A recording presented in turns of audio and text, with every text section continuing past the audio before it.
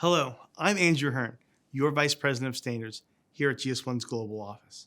I'm here to welcome you to what is now our third Industry and Standards Week, which is our largest global event that brings together both industry and our Gs1 member organization family from around the world. By continuing to be virtual, we can continue to provide a great opportunity for you, no matter where you are or what time zone you are in around the world, even if you're in Paris or in San Jose. This has proven to be a successful strategy, as this year we have once again broken our record for registration with over 1,300 registered attendees from over 90 countries who are joining us this week, and the numbers continue to go up as we continue through the week. These are numbers that have increased every year since we've gone virtual. What is also amazing is that more than 38% of the attendees here are here for the very first time. This number has remained constant around 30% over the past 3 years since going virtual, but has increased for this meeting due to the topics, such as traceability, marketplaces, verified by GS1, and the global migration to 2D. This tells me that we are all working on topics that continue to be relevant, and we continue to reach out to new communities who see the value in our GS1 standards. By the way, if you aren't already registered for one of these sessions, there is still time to sign up via the platform. As you've seen in the program, this week includes over 40 live sessions and 3 great plenaries, including this one, where we will hear from our new CEO of GS1, Renaud, who will share the strategic vision for GS1, and there's a world tour with industry about the importance of traceability and sustainability with Patrick Jonason, our Senior Director of Retail and International Public Policy. On Tuesday, we have a healthcare plenary discussing the importance of one barcode for healthcare products. During that plenary, you will see our focus on industry voices as we hear from more industry leaders implementing our GS1 standards. To close out the week on Thursday, we hold our closing plenary, where we will reveal the 2 winners of our Ken Traub Standards Awards. These are winners that are nominated by you, the GS1 community. Also, Robert Bideman, our Chief Product Officer, will wrap up the week and talk about how we can accelerate together into our digital future. Hopefully, in the plenaries, as well as in your sessions, you will see the theme of our week in action, transforming industry together. Right now, we are more focused than ever on how we're all working to improve the way we do business and, in the end, improve the way we all live. You know, when I was thinking about the theme of the week, transforming industry together, the word together is really what stuck out to me. I immediately started thinking about how collaborative and connected the standards and community engagement sessions are this week. For the standard sessions, we work hard to ensure that every voice is heard and included as the teams make their decisions. We provide the forum for the dialogue and the means for compromise that makes our standards so special. This then drives the work of implementing them. And that is where our community engagement sessions come in. It's there that you learn about the latest initiatives and how you can be involved in making a difference by implementing the standards that we are all working so hard on. For me, this is just another reason why this week is so unique. It is the combination of the collaborative standards development and the cooperative drive for implementation. This collaboration and cooperation must be working as we continue with our record-breaking attendance. But don't forget that without you and your hard work, we would not be able to hold an event like this. Please don't forget that this week and beyond, it's all made possible by you. You always have and always will make the difference here at GS1. And next, we have our new President and CEO of GS1, Renaud. Renaud will share with us the strategic vision for GS1. Thank you for joining us, Renaud, and the floor is yours.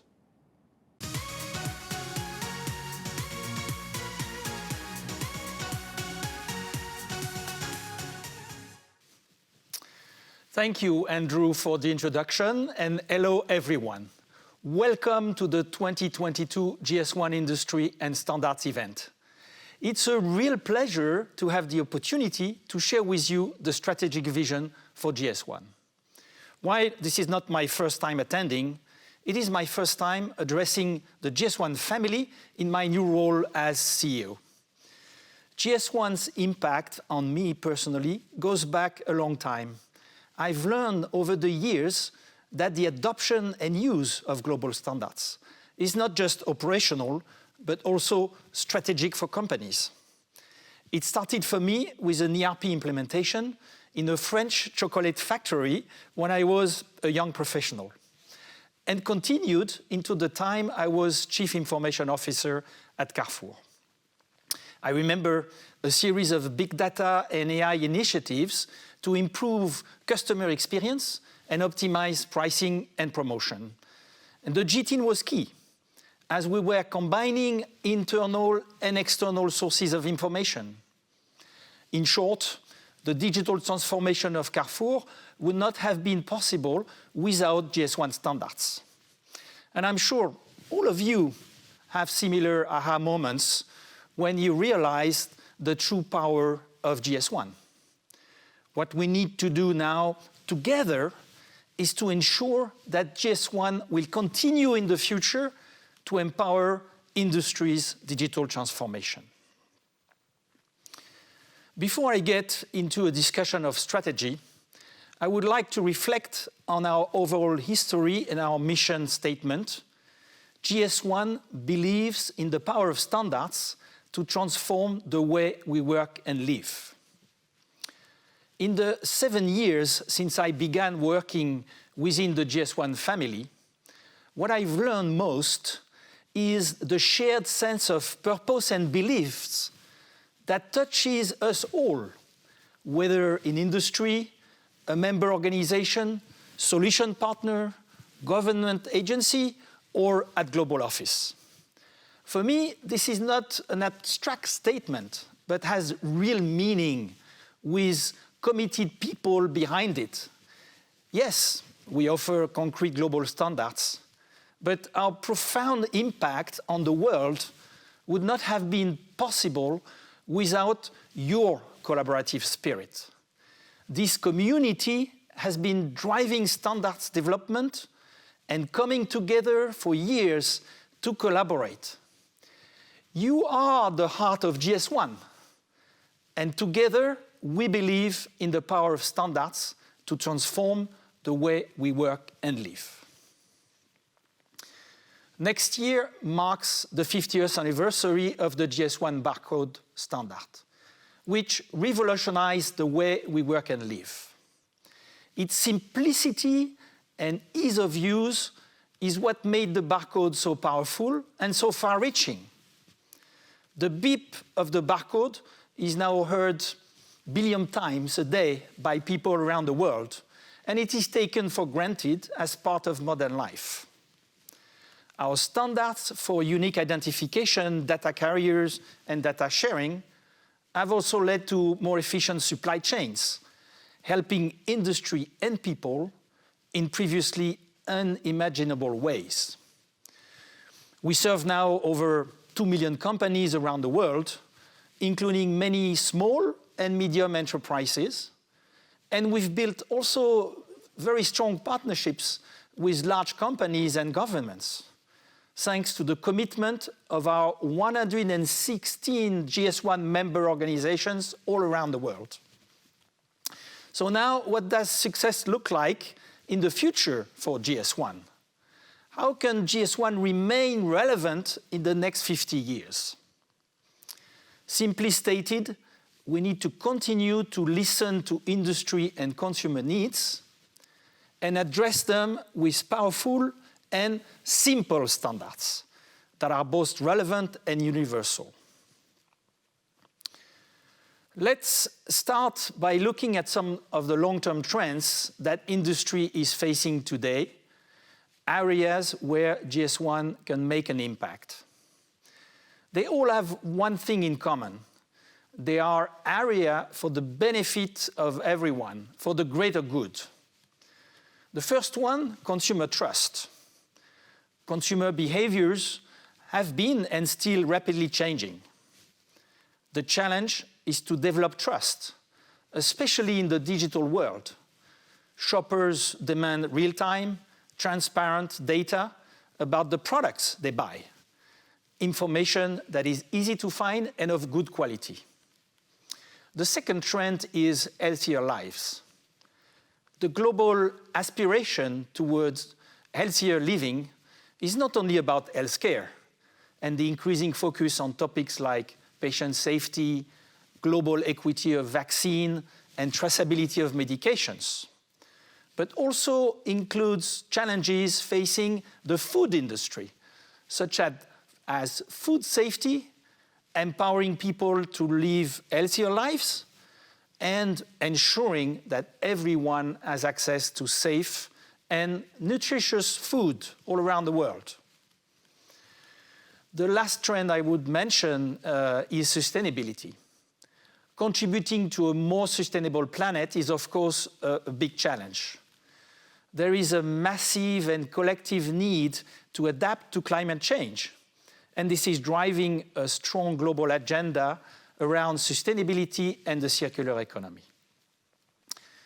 Gs1 standards and services offer the potential to significantly contribute to solving these customer and societal needs.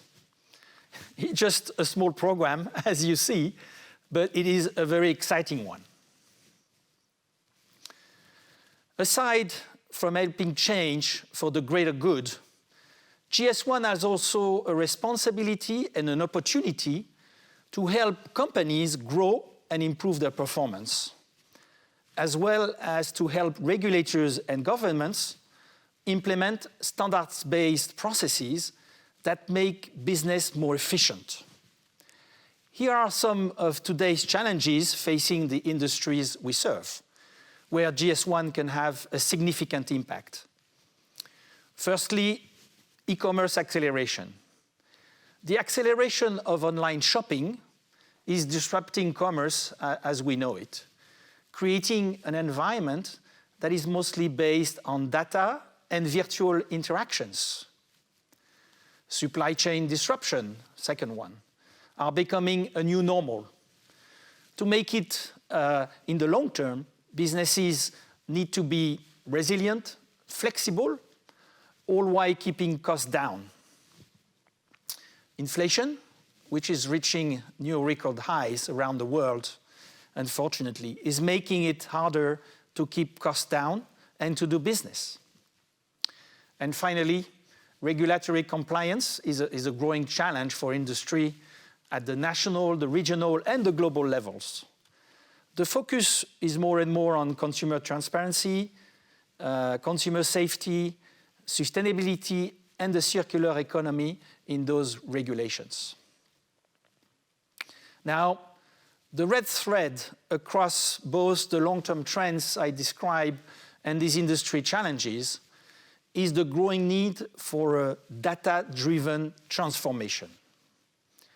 In this environment, our strategy, the Gs1 strategy, is to empower industry's digital transformation to ultimately benefit consumers and patients.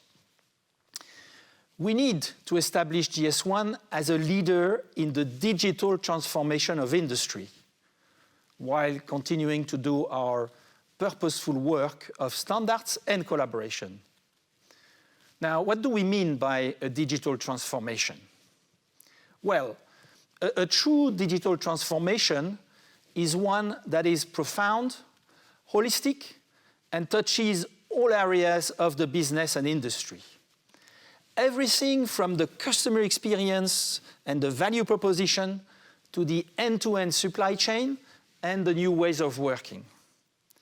Therefore, our Gs1 offering needs to become ambitious about the digital world, with new and updated standards and services that speak to everyone, from the most upstream stakeholders to consumer and patients, from bricks and mortar stores to digital native companies, from large multinational to SMEs. It is an exciting time for us, and I hope you share my passion for Gs1's role in transforming industries for the greater good and for business performance. The healthcare industry offers an excellent example of a sector in the midst of an accelerated digital transformation.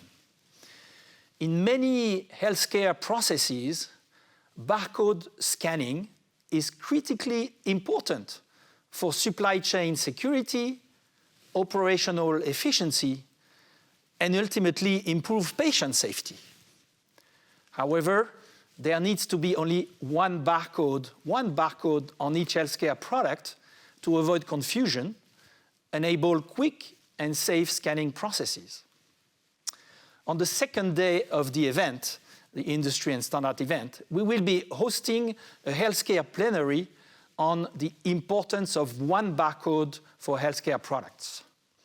Healthcare industry leaders representing brands, hospitals, not-for-profit organizations, and solution partners will discuss the value of a single barcode and why Gs1 standards are so important to achieving this goal. In the retail and marketplaces sector, stakeholders need to build consumer trust through accurate, complete, and consistent product data across all channels, while improving business operations through safe, sustainable, resilient, and efficient supply chains. I strongly recommend that you attend the Marketplaces at Gs1 session later today, so you can improve your understanding of the value that online Gs1 GTINs bring to marketplaces, to sellers, and to shoppers. A hot topic in the retail world is also the migration to 2D barcodes. This will be discussed in the session Global Migration to 2D from Retailer Scale-up to Consumer. You will learn firsthand about the value that companies like Metro and Jake's Lemonade are getting from their implementations.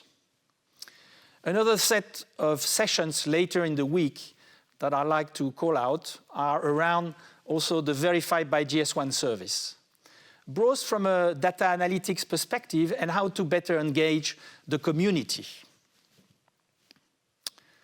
In summary, more data and trusted quality data is at the core of what we wish to achieve in the future.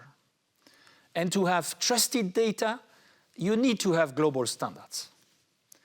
Gs1 Global Standards bridge the physical and the digital worlds, empowering today's digital transformation to ensuring seamless flow of quality information.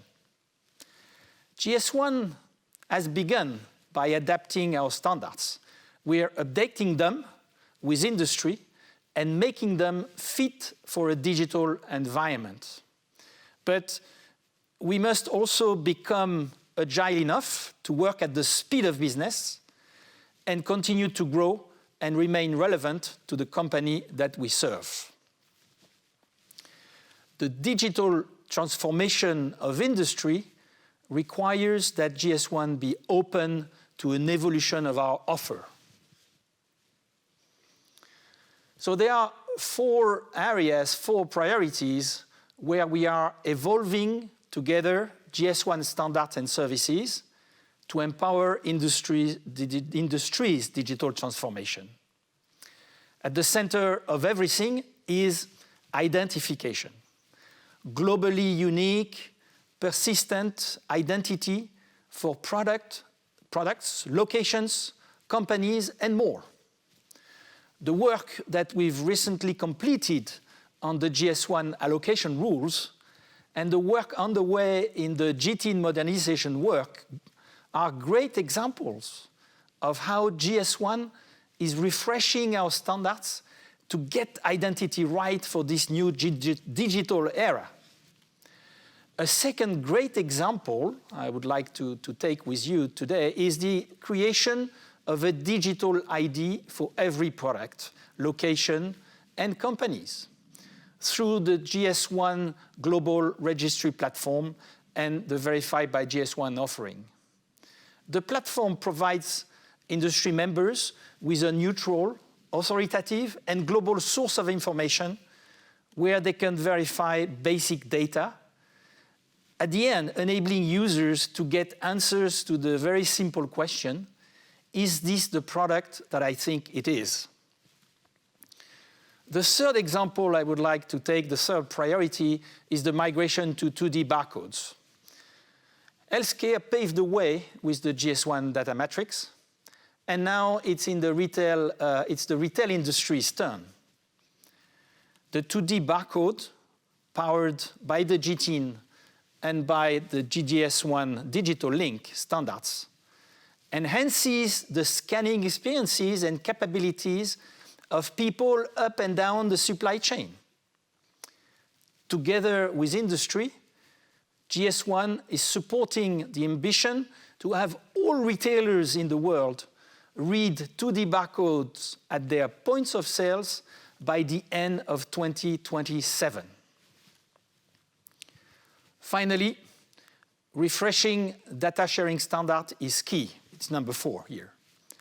The Gs1 Global Data Model, the GDSN, the EDI, and the recently released EPCIS 2.0 are all in the process of being refreshed in order to address today's business needs. A great illustration of what we can do when we bring together the right combination of Gs1 standards and services that are ready for the digital era is the work being done now to build a more sustainable value chain. I'm happy to say that in a few minutes, we will be hearing many exciting examples from all around the world of how Gs1 standards and services are helping the sustainability and circular economy agenda. An area where we all face some of the biggest and most complex industry challenges, but it's also an area where industry will be able to leverage their 50 years of investments in Gs1 standards. In conclusion, our simple and powerful global standards, coupled with your collaborative spirit, has led to Gs1's great success over the last 50 years. I now ask that we all challenge ourselves to use the power of standards and trusted data to help transform industry together for the benefit of consumer, of patients, and of the planet. Gs1 is much more than a standards organization. It is a community of people, a family, and we can truly achieve great things together, things that none of us can accomplish on our own. Everything is possible together with you. So, thank you all for giving me the time today, and I'll turn it over now to Patrick Jonason, Senior Director of Retail and Public Policy at Global Office. He will introduce an exciting around-the-world tour of Gs1 in sustainability.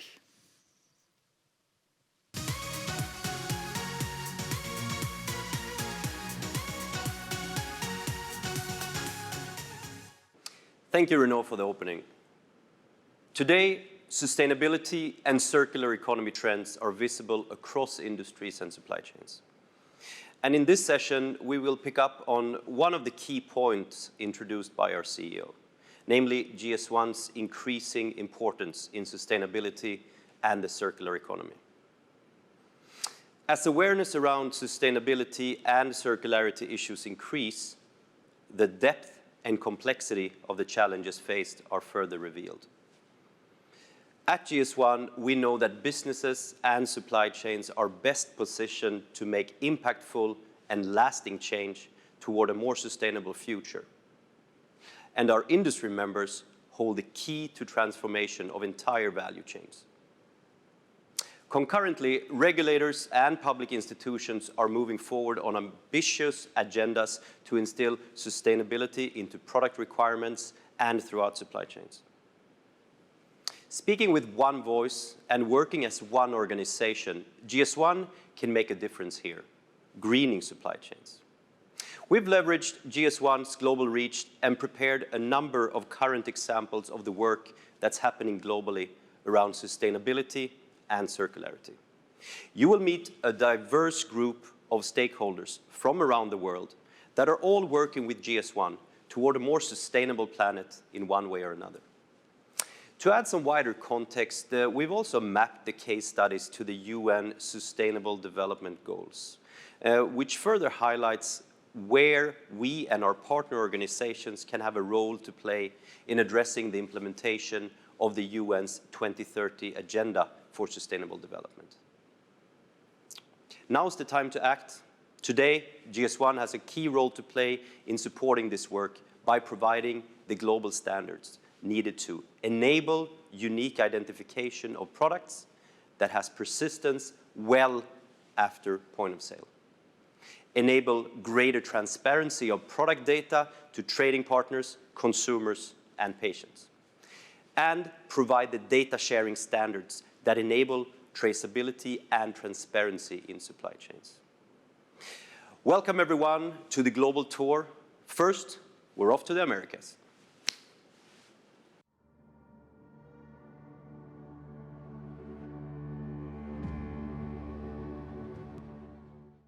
Hello, my name is Tom Pizzuto, and I am founder of DCOMRX Corporation. We're an early stage company based in Malvern, Pennsylvania, where we have been developing and field testing new capabilities to process empty pharmaceutical sellable units. It's a process we refer to as decommissioning. Did you know in 46 countries around the world with serialization and traceability laws and regulation, GS1 standards are used to convey that serialized product information both physically and digitally. Here in the United States, under the Drug Supply Chain Security Act, or DSCSA, this equates to more than 4 billion sellable units entering the drug supply chain annually. From the packaging line to dispensing to distribution to the point of dispense, these items are tracked and traced. Yet once empty of product, there is no record of its final disposition. The originating manufacturer is not notified the container has been removed from the supply chain. Now, this practice may change as states such as Maine and Colorado, Oregon, and California pass extended producer responsibility laws.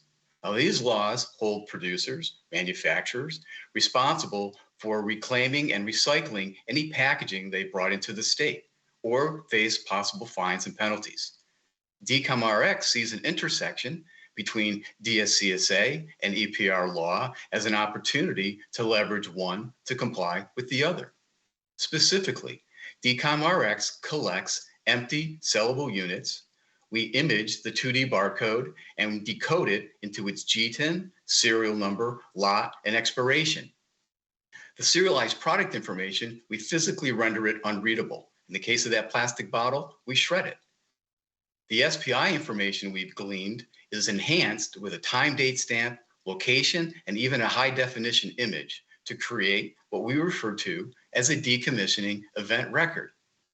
Taken individually or in the aggregate, decommissioning event records answer the 5 W's of SPI: who, what, when, where, and why.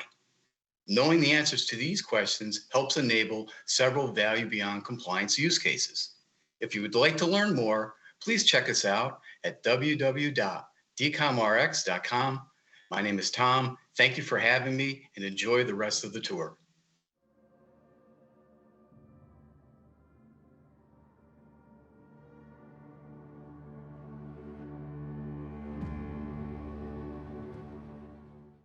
Hello, my name is Erika Rodriguez, and I work for the Consumer Goods Forum, and I lead the Latin American office.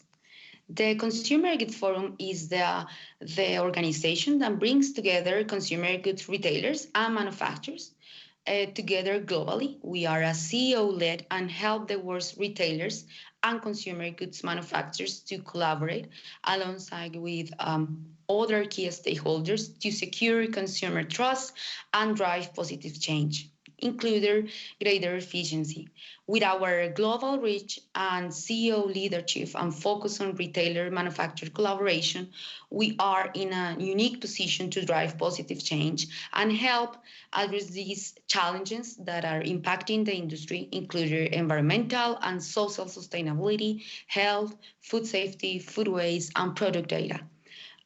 So what we are doing is to collaborate with key stakeholders as Gs1 globally to work in these local, national, but globally problems that the industry is facing.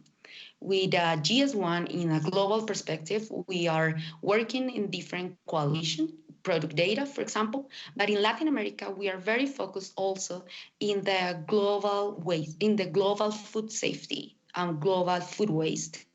In food waste, we have these challenges that are impacting the industry, our members, our worth, the environment, and it's an ethical program. So that's why we decide working together with GS1 Argentina, GS1 Latin America, in order to face the problem and help with other key stakeholders to raise the awareness of the topic and to help our members to work collaborative in this problem in a national level with different organizations. So we are very pleased to work with GS1 Argentina, and we think with them to work together and of course to provide value proposition to our members and the organization that we are working with. So thank you very much for inviting me. Thank you for having me here in this global tour. And I really look forward to working with our members, customers, partners, and different offices of GS1. Thank you.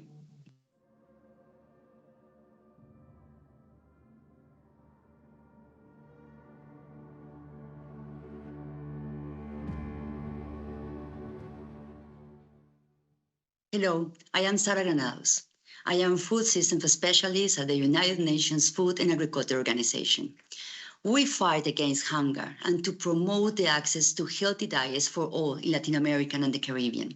We support two countries in the formulation and development of public policies based on evidence and promoting the dialogue between all the stakeholders in the agri-food systems. My goal is to contribute with solutions in the prevention and the reduction of food loss and waste. For me, one thing is clear. In this time of crisis, there is no room for food loss and waste. Food that never gets eaten also represents a waste of resources, such as time, land, water, energy, soil, seeds, and other inputs used in its production, processing, and commercialization, including greenhouse emissions in vain.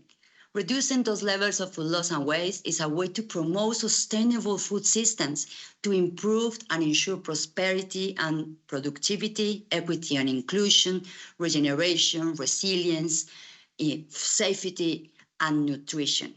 The formulation of effective policies toward food supply efficiency and food loss and waste reduction requires comprehensive information as to how much and where various foods are lost or wasted. FAO's work on measurement and support to countries to take action to reduce food loss and waste is critical to tracking progress by all the stakeholders involved. Thank you for having me in this global tour, and I look forward to continue working with you for a better production, a better environment, a better nutrition, and a better life for all.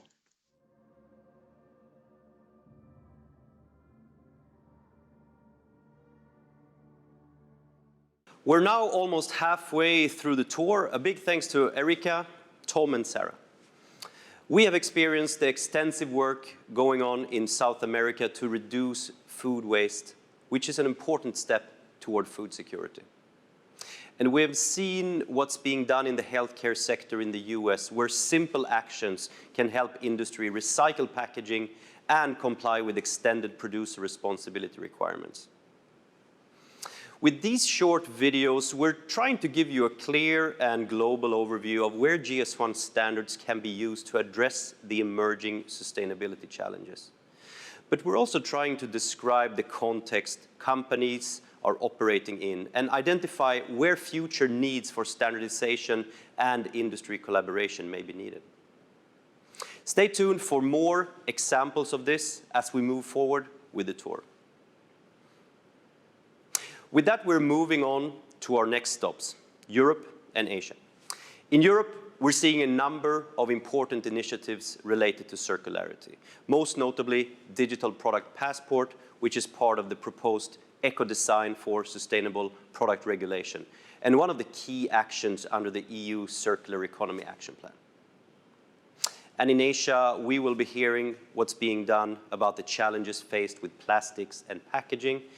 We will also learn more about the need for standardized and seamless sharing of environmental, social, and governance data to support the financing ecosystem for companies exporting from developing markets, and how we can help facilitate transparency in their supply chains. But first, we're making a stop in the United Kingdom, where we will learn more about how the sustainable change is being driven in the healthcare ecosystem. Okay, off we go.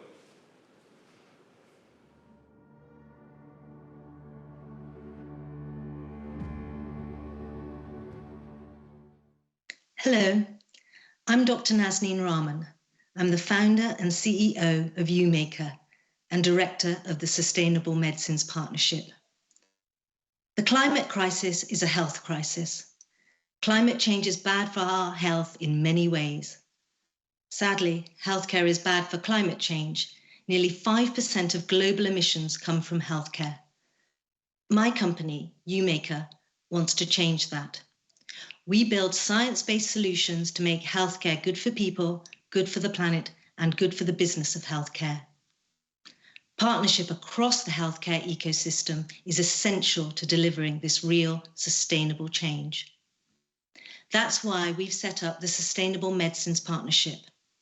The SMP is a multi-stakeholder collaboration of 35 organizations executing priority actions to reduce the waste of medicines and the waste from medicines. And this is a big problem. Hundreds of billions of usable medicines are destroyed every year, and yet we have 2 billion people without access to even basic medicines. We must do better. We are delighted that Gs1 is part of the SMP. Better visibility, better tracking, better standards across the medicine supply chain is foundational to our approach to reducing waste of medicines and increasing access to medicines. Thank you for listening.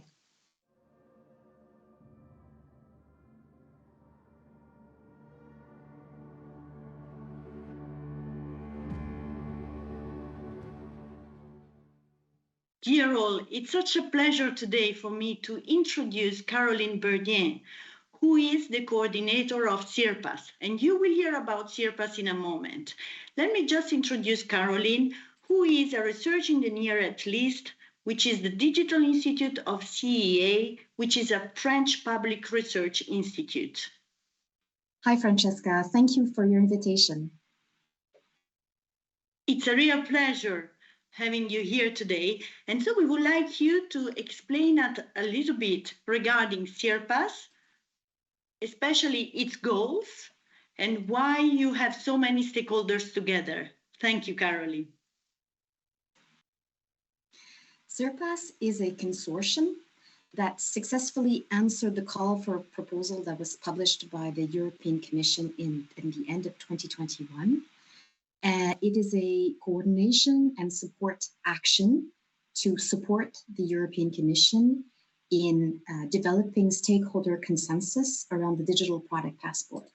So the main objective of CIRPAS is to create an inclusive forum to facilitate knowledge sharing and discussion and building consensus among the wide number of stakeholders involved in developing the digital product passport.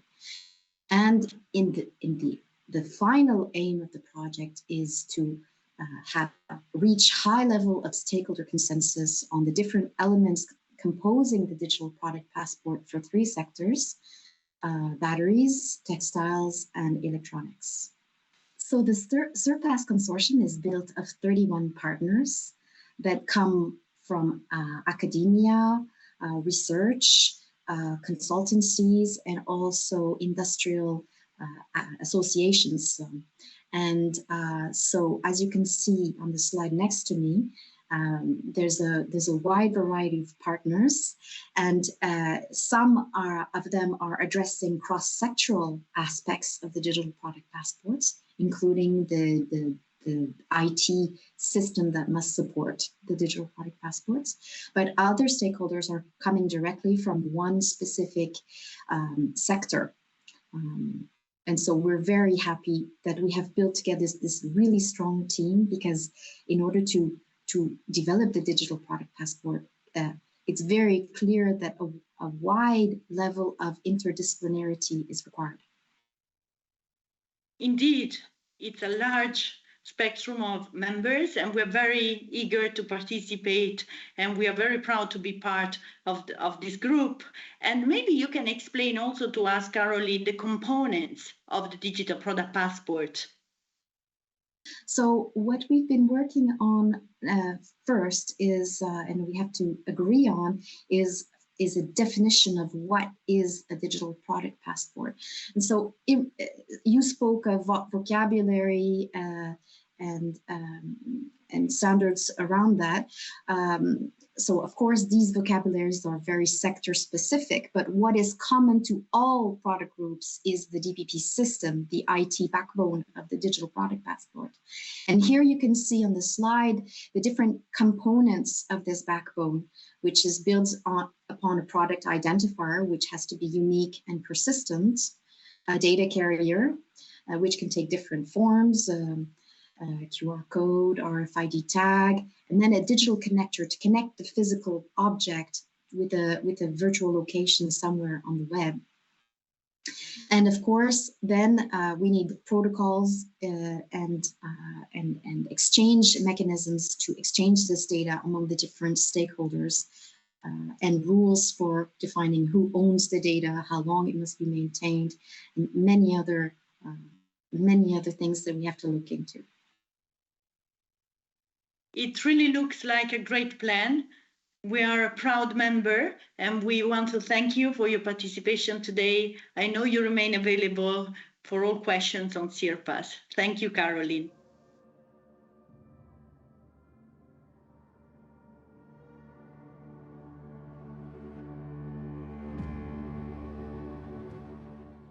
Hello, I'm Gregor Herzog. I'm the current chair of Gs1 in Europe and the CEO of Gs1 Austria.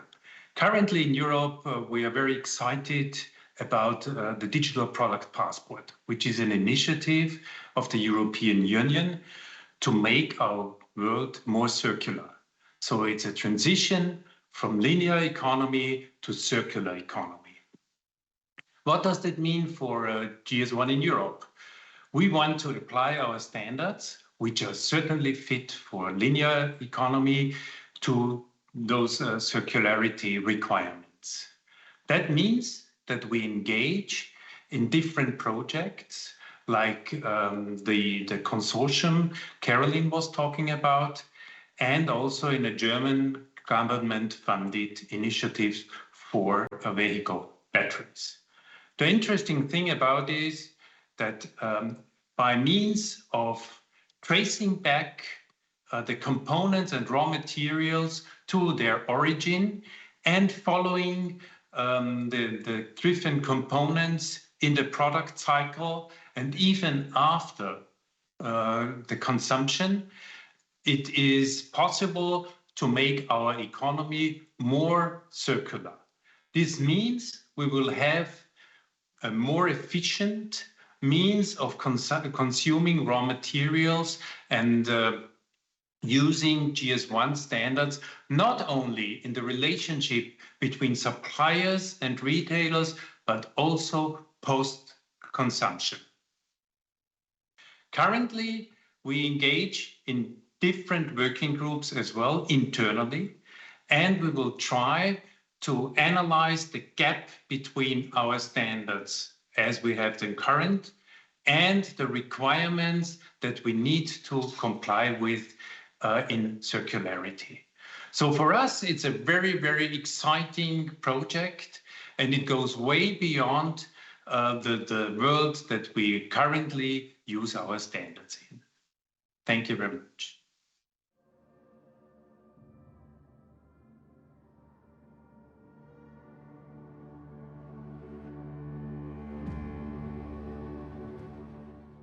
Hello, my name is Matt Kovac. I'm the Chief Executive Officer at Food Industry Asia. We're a regional industry association working with some of the world's biggest food manufacturers, ingredient suppliers, and also other service providers like GS1. Our role is to work with industry and represent their interests across the Asia-Pacific region from our base in Singapore.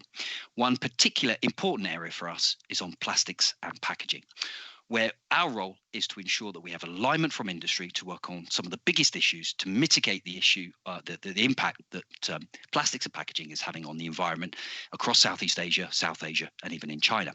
So our role really is to provide a platform for collaboration with all the different companies who are working on these issues, and then represent our industries, our issues and our opinions to regulators in the markets to ensure that we can come up with better solutions on reducing our environmental impact.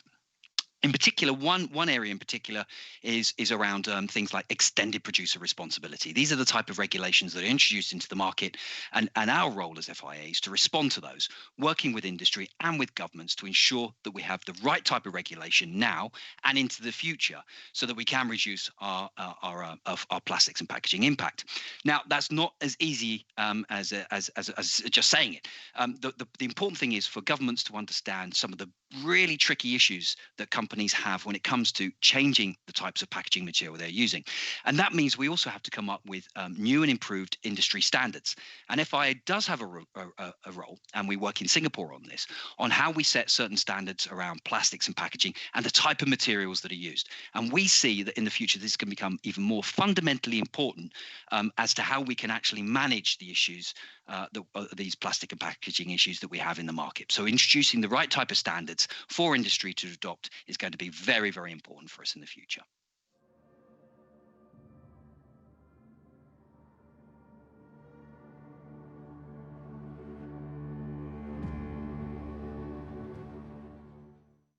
Hi there. My name is Stephen Beck. I head the Trade and Supply Chain Finance program at the Asian Development Bank. The Asian Development Bank, or ADB, is a AAA-rated multilateral development bank owned by 68 governments. And ADB's mandate, quite simply, is to help improve people's lives by reducing poverty and supporting sustainable development. The Trade and Supply Chain Finance program provides guarantees and loans through partner banks to support trade in some of Asia's most challenging markets. And last year, we did over 7,000 transactions supporting over $8 billion in trade. The global conversation around trade and supply chains has been completely transformed by the pandemic. Since COVID, the world now sees that it's extremely important to drive global trade and supply chains in a direction that's green, sustainable, transparent, and socially responsible. We now know that over 80% of the global carbon footprint can be traced back to trade and supply chains. So it's extremely important that we make trade and supply chains green. GS1, with its incredible platform and network into companies all over the world, could be a really important partner in finding solutions around traceability, transparency, that can help us drive the greening of trade and supply chains globally. And we're in the process now of discussing an important partnership with GS1 that we're very excited about. Thank you so much for including me in this global tour. Bye-bye.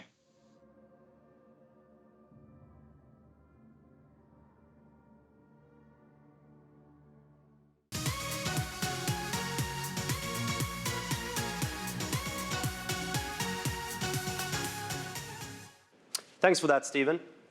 The global tour has illustrated the prevalence, diversity, and importance of sustainability and circularity for partners and industry members. You probably know of even more examples across the globe where sustainable value chains are powered by GS1 standards. Please share them with my colleague Tim Marsh, who's leading our sustainability work at the Global Office. Ultimately, sustainability is really about meeting the needs of today without compromising the future. We recognize industry must reduce risk, control cost, and improve efficiencies, all while making sustainable product choices affordable and accessible to consumers and patients. On behalf of the team here at GS1, I'm happy to say we're here to help and facilitate collaboration. I hope you enjoyed our global tour, and I'm certain you will enjoy the Industry and Standards event this week. Thank you very much, and over to you, Andrew.